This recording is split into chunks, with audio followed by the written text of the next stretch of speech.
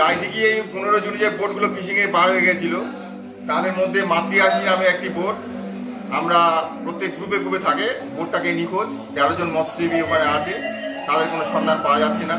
আমরা কোস্টগার্ডকে মেল করেছি এবং প্রশাসনকেও জানানো হয়েছে, কোনো সুখবর এখন আমরা মেলেনি। সবাই আমরা খুব দুঃখের মধ্যে আছি, যাতে খুব তাড়াতাড়ি বোটটা আমরা ফিরে পাই সেই জন্য সবার কাছে আমাদের আবেদন থাকলো।